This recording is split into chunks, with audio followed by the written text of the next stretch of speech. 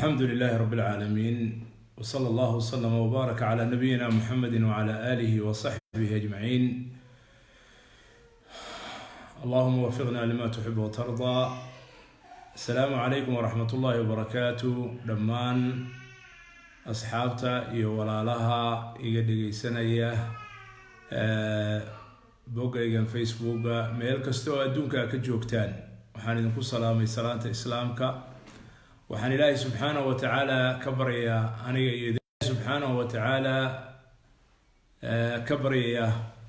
إنه عرب كي قلبي وكسوق كلمة حقه ردته إلهنا سبحانه وتعالى ونوافجي توفيق ذي خير كدنيا آخرة وحي خير نوع وحان جعلها إنه كلمة ير أما فالير أو كوبان أما وربحين ير أو كوبان يعدين عن ولا له كسيو يودتك إلى سنة إلى شلي حرير بدن يو فريمة بدن يسوق بناية أما هالنقطة قوة توس أما هالنقطة قوة براها بالشدة كسعودي وأنا أركيي كنا صابسا عددي كدعدي مقالة هرقيس الشلي أو أهيد أما كوباقنا اللبي لباتنكي بشا سبتمبر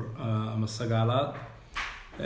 وحانو بلانسانين توبر أرمها قويسكا وكمد أها قرشيالك وعيقلينتي بلارنيد مدة 10 عشاء أنكوذي ديغاندا سوماليلاند laga soo bilaabo Boorame ilaa Hargeysa ilaa Burco saddexda magaalo waaweyn aan ku maray marka tababarkaas oo loo balansanaa maalinnimadii Axadda ee shalay ahayd 4 galabnimo inuu ka bilowdo Hotel Damal hoolkiisa hayeeshee baaqday kadibna ay dhacday inaan ka soo dhoofo oo aan ka soo anbabaxo magaalada caasimadda Somaliland ee Hargeysa xalay iyo saaka gelinkii hore qaybteedii hore safar baan ahaa marka iminka waxay ila gudboon inaan walaalaha la wadaago adduunka oo dhan jooga sida wax u dhaceen runta ah iyadoo waxyaalo badan oo kutirkuteena laga yaabo in la geliyo meediyada ama maaragtay saxaafada ama baraha bulshada marka si xaqiiqadu u cadaato ayaan jeclaystay kelimadan kooban inaan ku soo koobo warka waana dhowr qodob baan ka dhigayaa waa midda koowaad waxa weeye safarta aan ku tagay deegaanada Somaliland ma aha tii igu horeysay mana noqon doonto tii ugu dambeysay insha Allah taala balse 30 sano u dambeysay sanadkiiba mar ama labo ama mararka qaarkood 3 goor ayaan ku tagi jiray waa dhul aan jeclahay dadkiisa jeclahay iyaguna ay jecel oo ay muujiyo jacayl iyo wanaag dacwadeedina dadka Soomaaliyeed oo dhan ayaa xuduudeedu tahay oo malihi xuduud kaleeto malihi anigu ummadda Soomaaliyeed meel kasto ay joogto adduunka taafihiisa meel kasto ay ka joogto ayaan ugu tagaa hadda ka hor bay weydiiyeen qolooyinka gaaladu safaradaada badan oo meelaha aad ku tagtay waxaan ku eri waxaad soo arkaysaan meel kasta oo Soomaaliya joogto inay safartaydu ku wajahan tahay laakiin cid kale aanay ku wajahnayn marka xuduudeedu waa meeshii Soomaaliya joogto kadibna waa meel kasta oo muslim joogo kadibna waa meeshii kale oo insaan bani aadam uu joogo way daaci baan ahay dacwadaas inaan gaarsiiyo ayaan ku amranahay ugu horeyna ummadda Soomaaliyeed ee aan ka dhashay ee aan ku dhex barbaaray ee aan afkooda ku hadlayo وما أرسلنا من رسول إلا بلسان قومه ليبين لهم إلهي الرسول وحو أدري جري دادك أفكوضك هذا أيو أدري جري مركا دادك أن أفكوضك هذا وهي دادك أقوبضا ودعوة إيقاري ساكون وجهانتهي سيداس درت هذا أيان ديقانا سومالي عندي أتك جري دولك هذا نوضا مري سيدا أن سومالي ذو ميلاهي ديقانتها يوردن أن أمري وأنا يقول هين حدود meel kasta oo ay degan yihiin aan cagmariyey ama dadkaygii ay yihiin si wanaagsan baana la iiga soo dhaweeyaa markastoo aan tago Somaliland waxaan ka bixiyaa tababaro muxaadarooyin khudbado seminaaro kulligeed ku shubaysa wacyigelinta diiniga oo islaamiga ah oo quraanka iyo sunnada ku dhisan inaan la wadaago dadka walaalaha ee rag iyo dumar taas waa qodob waxaan kala kulmaa meel kastoo aan cagta dhigo sida hadda baan uga kulmay alxamdulilaahi rabbil caalamiin wixii aan ku bartay dadka reer Somaliland oo ah kalgacal iyo jacayl dawlad iyo shacab labadaba mar walba aan tago sida la ii soo dhaweeyo si wanaagsan meel kastoo aan cagta dhigana waxaan kala kulmaa qadarin iyo soo dhaweyn midda labaad barnaamijka mar walba oo aan tago Somaliland ama meel kaleba had iyo jeer qof dacwadan ka shaqeeya baan ahay waxaan ku socdaa nidaam bilaa nidaam weligay meelna kuma tegin meel aan la iiga ogolayn oo la iiga soo dhaweynayn inaan nidaamkeeda wax ku qabtana weligay kama qaban sidaas darteed mar walbaba oo aan imaado nidaamka dawladda iyo nidaamka muassasaadka dawladda ka diiwaan gashan weeye waxa aniga isku dubarida barnaamijyadeeda safartan hadda aan tagana bidca kama ahayn oo kama duwanayno waxa barnaamijka qabanqaabinayay muassasooyin iyo hay'ado ka diiwaan gashan dawladda Somaliland oo sharci u haysta nidaamna uu u ogol yahay nidaamka dawladdu uu ogol yahay inay qabtaan tababaro inay qabtaan muxaadarooyin inay qabtaan kulamo inay qabtaan seminaaro iyo isu tagyo dadka ummadda lagu wacyigelinayo meel kasta oo Somaliland ka mid ah barnaamijkay waxa qabanqaabinaya muassasada Al-Karam dacwada iyo horumarinta guud ahaan oo iyadu ka jirta dhammaan deegaanada Somaliland kana diiwaan gashan wasaaradaheeda iyo hay'adaheeda loona ogol yahay inay qabato seminaarada iyo tababarada iyo dacwada iyo muxaadaraadka iyo khudbadaha iyo anshidada kale oo lamid ah inay qabato waxa kale oo muassasaadka iyada la shaqeeya furuucda ka ah sida muassasada Hargeysa muassasada Media Boorama iyo dhalinyarada la shaqeeya iyaga horta kuwa iyaga qabanqaabinayay oo ma ahayn waxa aan ku socday ama barnaamijyada ama tababarada ama muxaadaraadka aan ku qabanayay ma ahayn wax khilaafsan amarka dawladda ama sharciga islaamka khilaafsan midna ma ahayn taasuna waa qodob oo si aan ayaan u dhicin wax nidaamka khilaafsan mana ogolin wax nidaamka khilaafsan ama sharciga khilaafsan alxamdulilaahi rabbil caalamiin qodobka saddexaad muxaadarooyinka aan jeedinayay iyo khudbadaha aan jeedinayay meediyada ku jiraan waxaana ka faa'iideysanayay kumanyaal dad ah oo shacabka reer Somaliland ah laba khudbo jumco baan midna waxaan ka jeediyay magaalada Boorame waa khudbadii u horeysay midna waxaan ka jeediyay magaalada Hargeysa waa khudbadii jumcaha ugu dambeysay labadaba masaajid waaweyn oo kumanyaal dad ay xaadireen ama ka qayb galeen ayaan ka jeediyay wacyigelin diiniga ayay ahayd kumanyaal kalena waxay kala socdeen meediyada laamaheeda kala duwan muxaadarooyinka aan jeedinayo waa qodobka afraad waa muxaadarooyin iyo khudbado iyo seminaaro kulligeed ku wajahan wacyigelinta ummadda lagu wacyigelinayo diinteeda iyo adduunyadeeda wixii khayr u ah wanaag u ah waxaa laga yaabaa in la yiraahdo siyaasad baa ku jirta anigu siyaasi miihi siyaasadna kama shaqeeyo siyaasadda haddii lagu fasirayo waxyaalaha dadku isku haystaan oo jagooyinkooda iyo axsaabtooda iyo waxyaalaha dadku isku khilaafaana anigu kuma jiro oo shaqadayda ma aha laakiin waxaan ka hadlaa waa dacwada islaamka iyo diinta islaamka iyo sida loogu dhaqmo adduun iyo aakhiro wixii ummadda dan u ah waxa dan u ahna arrimaha siyaasadda loo yaqaan inay soo gasho ayaa dhici karta oo ummadda maslaxadeeda adduunyo iyo maslaxadeeda diineed iyo maslaxadeeda aakhiro islaamka sidaynu ognahay diinto siyaasaddu waa ka mid arrimaha bulshadu waa ka mid arrimaha qoysku waa ka mid nidaamka oo dhan nolosha oo dhan buu islaamku shamliyaa marka anigu siyaasi miihi laakiin islaamka siyaasaday ka mid tahay qur-aankay ka mid tahay arrimaha danta u ah ummadda marka halkaas baa laga yaabaa dadka qaarkiis inay qalad u fahmaan. midda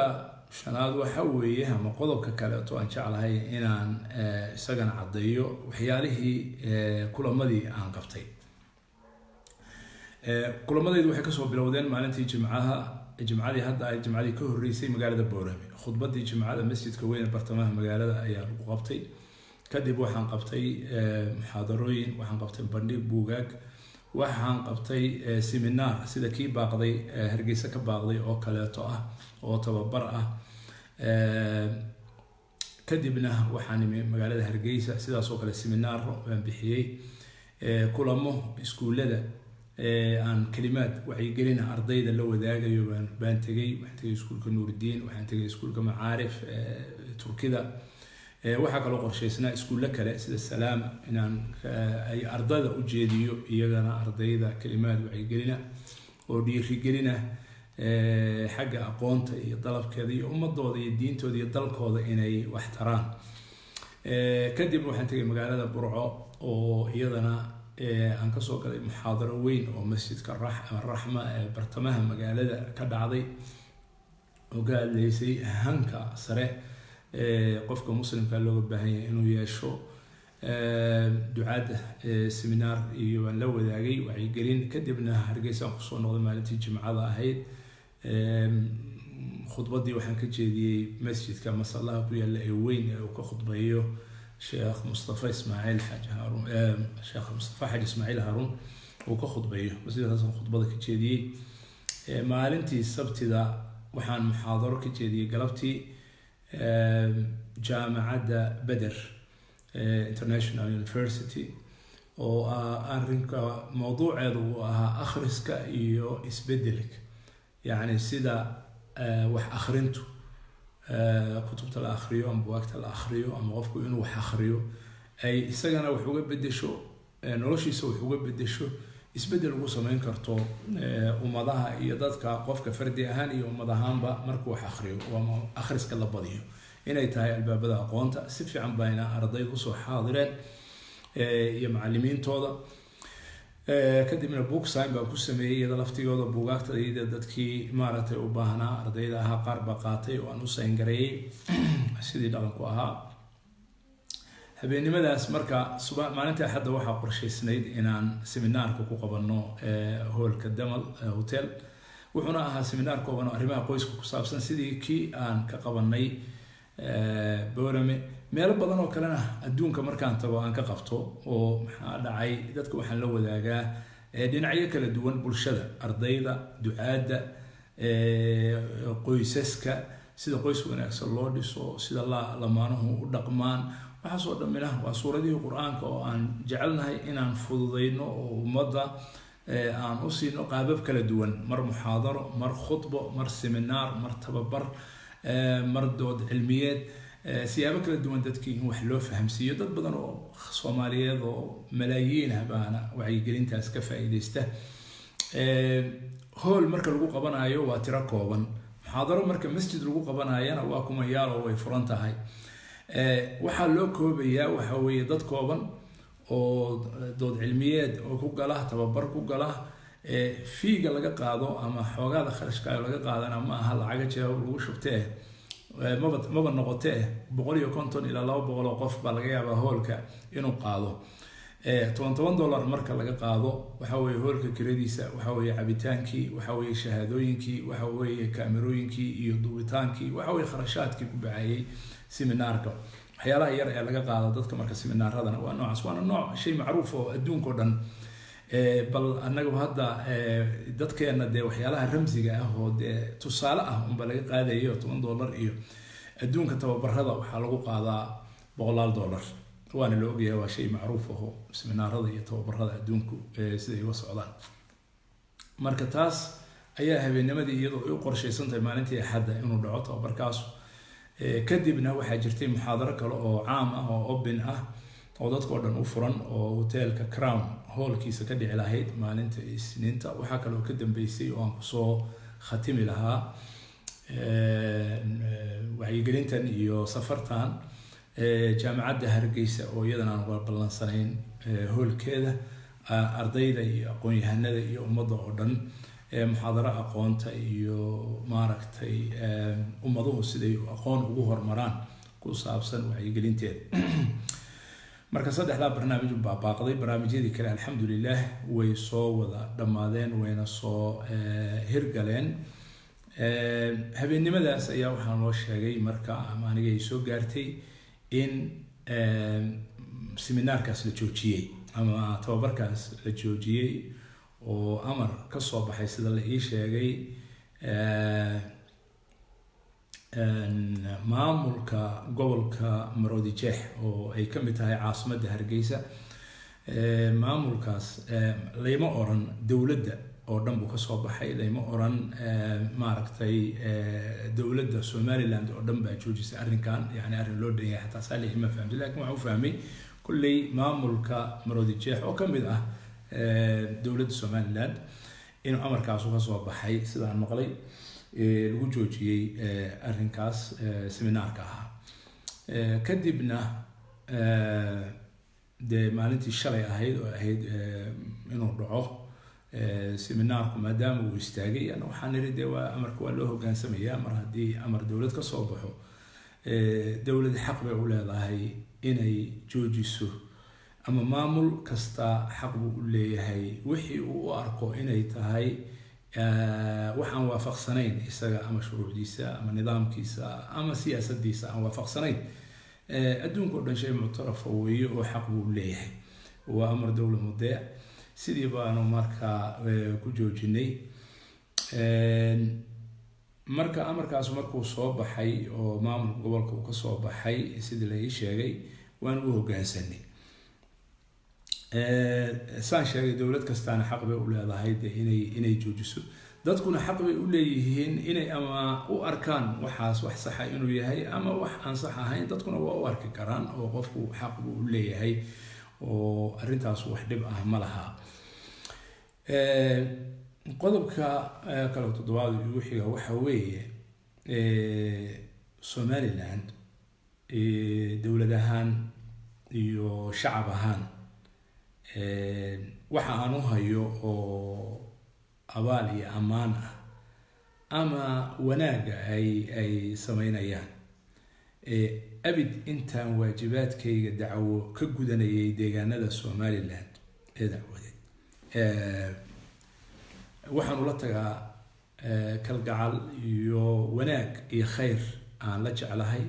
dadkayga iyo dalkayga. iyagana dowlad iyo dadweyne waxaan kala kulmaa kalgacal iyo wanaag iyo soo dhaweyn. taas waa xaqiiqo. horena waan u sheegay, wax cusub ma aha. mowqifkayga ama mawaaqiftayda ama ra'yigayga ummadda Soomaaliyeed mid ka qarsoon ma aha. waxa weeye wanaag iyo khayr iyo horumar baan meel kastoo ay joogaan iyo gobol kastoo ay ku nool yihiin iyo meel kastoo ay ku nool yihiin aan la jeclahay. marka sida Soomaali meel kastoo ay joogto aan wala kulmi jiray wanaagaas baan Somalilandina wala kulmaa. safartii ugu dambeysay oo tan ka horeysay Djibouti bay ahayd, waa dad waa soo dhaweeyay oo dalkooda igu karaameeyay. wacyigelinteedii baana ka gutay usbuucii ama muddadii aan joogay. sidaasaan ah meel kastoo ay Soomaaliya joogto, ama Djibouti ha joogaan ama Jigjiga ha joogaan ama Jamaame ha joogaan, Muqdisho ha joogaan ama Hargeysa ha joogaan ama Garowe ha joogaan, Soomaaliya meel ay joogto, ama Nairobi ha joogto ama Garissa ha joogto ama Mandera ha joogto, New York ha joogto ama London ha joogto ama Australia ha joogto ama Carabaha ha joogto ama South Africa ha joogto ama Mozambique ha joogto. 30 sano oo la soo dhaafay sidaasaan u dhex marayay oo aan meel walba wixii Ilaahay iga garansiiyo aan u gaarsiinayay. meediyadeena ku jirtaa, waxna waa qoran yihiin, waxna waa duuban yihiin, muuqaal iyo maqal intaba. waxaan la jeclahay oo Ilaahay og yahay dhammaantoodba horumar iyo khayr iyo inay adduun iyo aakhiraba cizi iyo sharaf ay ku gaaraan. Somaliland meesha ugu horeysa bay kaga jirtaa, waayo waa meelahan ugu badnahay oo aan maro ama aan tago ama aan deganaa oo xataa hukumahaygu ay oolaayeen. taasina waxa weeye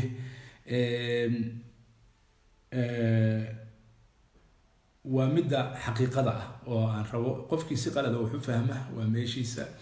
laakiin xaqiiqada jirta waa saas oo Somaliland waxaan horena waa u qoray wanaaga aan la jeclahay waxaan kale oo qiraa wanaag ay gaareen iyo xadaarinimada iyo dawladnimada iyo nidaamka iyo kala dambeynta iyo nabadgelyada iyo wanaag ka jirana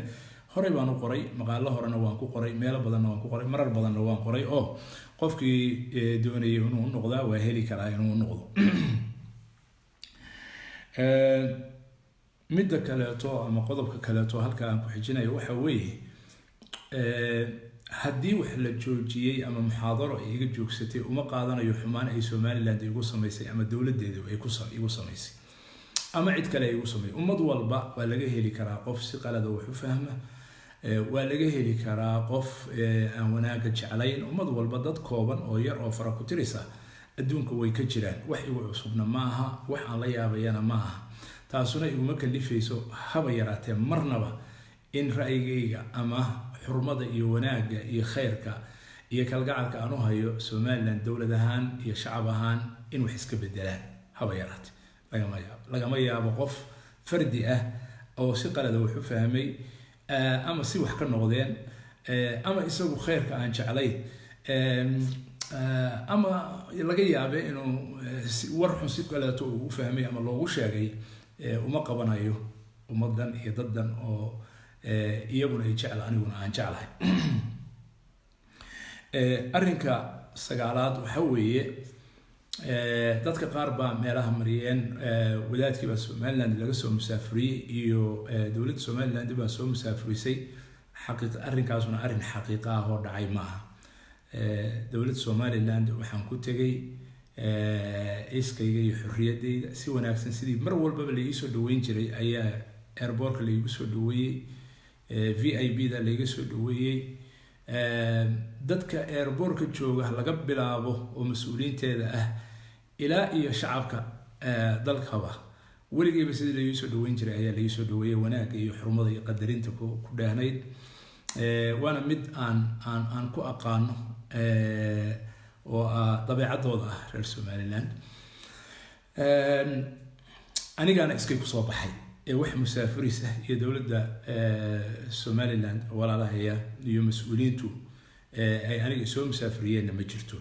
aniga markii muxaadaradii la joogay go'aankaygu wuxuu ahaa mar haddii nashaadkayga soo gabagaboobay intiisi badnaydna ay dhacday inaan markaa awalba waa degdegsanaayo maalmo lagu daray waxay ahayd maalinta sabtida awal inaan safarkaygu soo baxo awal qorsho saas ah laakiin walaaluhu maadaama iga codsadeen muxaadaraadkan iyo seminaaradan ayaan ku daray 2-3 maalmood markii ay istaagtay xaqiiqa ahaan waxaan markaa waan iska baxayaa marba haddii arinku saas u noqday sidii qorshahaygu hore ah saasaan marku soo baxay oo sidii sharaftii aan ku degay baan sharaf la mid ah ku soo baxay VIP dan ka soo baxay si fiican baa la ii soo sagootiyay si fiican baa la ii soo gaamiyay midaasuna waa mid aan uga mahad celinayo dadka walaalaha reer Somaliland asxaabtaydu way ku badan yihiin waa meesha ugu badan asxaab ku leeyahay hadday yihiin mas'uuliin hadday yihiin siyaasiyiin hadday yihiin wasiiro hadday yihiin xildhibaano hadday yihiin guurti hadday yihiin aqoon-yahano hadday yihiin culimo hadday yihiin ducaad hadday yihiin ganacsato haddii ay yihiin salaadiin maxaa sheegay qaybaha kala duwan iyaan dhaafa qofka ugu yar ee suuqa jooga dukaamada suuqa maxabadooda iyo jacaylkooda iyo kalgacalkooda ma socon karo oo ma mari karo inta salaan iyo kalgacal iyo maxabo ay kusoo dhaweynaysa ama dukaamadooda ama makhaayadahooda ama jidadka ama wadooyinka ama basaska ay saaran yihiin ilaahay subxaanahu wa tacaala fadligiisu ilaahay baan ugu mahadinaya nicmada iyo maxabada dadka inuu ilaahay ku siiyo iyo kalgacalkooda oo wax ilaahay loogu mahadiyo inuu xoolo adduunkan ku malihi weyn laakiin waxa ugu weyn oo aan ku leeyahay waa maxabada dadka Soomaaliyeed oo ilaahay subxaanahu wa tacaala qulubtooda uu ilaahay ii geliyay ilaahay bana subxaanahu wa tacaala ugu mahadinaya waana uga mahad celinayaa sidii wanaagsaneyd loo soo dhaweeyay sidii wanaagsaneyd oo aan ku soo baxay taasna waa xaqiiqo aan dadka u sheegayo dadka laga yaabo meediyada inay waxyaalo geliyaanna aan rabo inaan u saxo ma jirto arrin ah musaafiris ama maxaa tahay saarid ama waxaasna ma dhicin xaasha lillahi inay ka dhacdana dadka walaalahaya horena ugumaana baran haddana kama arkin taasna waa xaqiiqada aan idiin sheegayo muxaadarooyinka ama tababarada aan hadda noo qabsoominna waxaan rajaynayaa ilaahay idankiis waqti kale oo aan dheeray inay ilaahay idankiis qabsoomi doonaan oo dadkii ay ka baaqatay oo ila soo xiriiray marar badan waxaan leeyahay ilaahay haddii nafta ilaahay inoo daayo waqti aan dheerayn ilaahay idankiis weeye waxaan rajaynayaa inay qabsoomi doonaan ugu dambeyntii qodobkii ugu dambeeya waxa weeye waan ku dheeraaday mana rabin inaan saan ugu dheeraado waxa weeye dad baa iska jira dabcan laga yaabe si qalad inay wax u fahmaan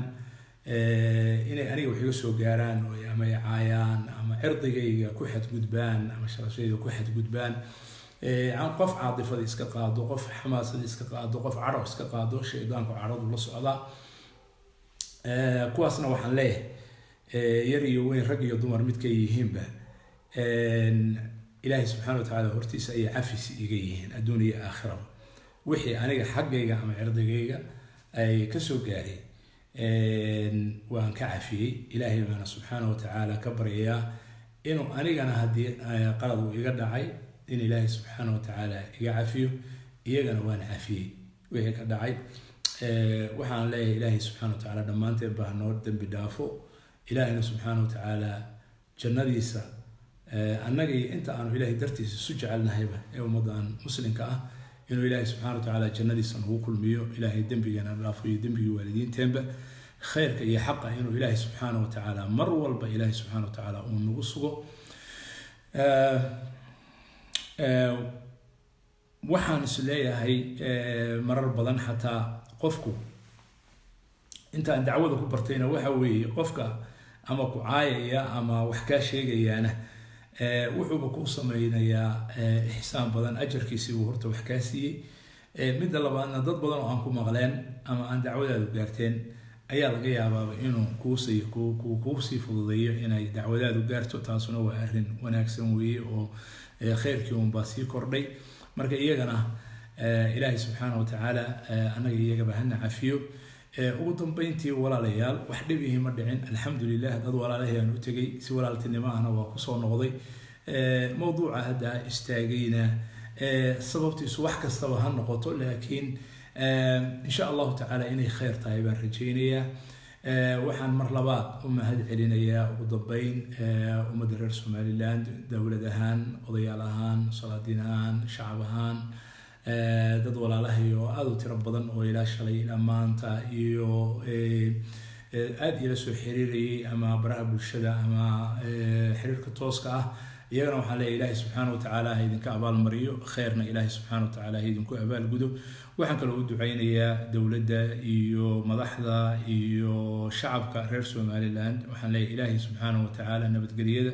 iyo barwaaqada iyo khayrka aan kusoo arkay allah u ziyaadiyo horumar allah u ziyaadiyo madaxdooda khayrka allah waafajiyo wixii ummadaas iyo shacabkaas iyo dadkaas wanaagsan khayr u ah allah waafajiyo go-aankeeda wixii xumaana iyo wixii shar ahna allah ka hayo intii shar wadana sharkeeda allah ku celiyo ilaahay subxaana watacaala ha ka hayo ha ka kormariyo kalgacal iyo walaaltinimo ilaahay subxaana watacaala ha u ziyaadiyo meelaha qaarkood oo laga yaaba dagaalo iyo waxyaalahaas inay ka dhacdhacaan dadka walaalaha ee muslimka ah ilaahay subxaana watacaala nabadgeliyo iyo khayr ha dhex dhigo dhiigoodana ilaahay subxaanahu watacaala ha dhowro ilaahay wanaag iyo heshiis ha dhex dhigo ummadiisa reer somaliland guud ahaan saasaan ugu ducaynayaa ilaahayna subxaana watacaala ummadda soomaaliyeed iyo dadka soomaaliyeed meel kastoo ay joogaanba ilaahay subxaana watacaala waxaan uga baryayaa mar walba dhulkooda inuu ilaahay nabad iyo barwaaqo iyo khayr ilaahay subxaana watacaala uga dhigo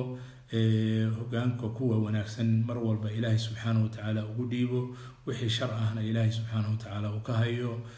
adduun iyo aakhiraba khayrka inuu ilaahay waafajiyo ilaahay subxaana watacaala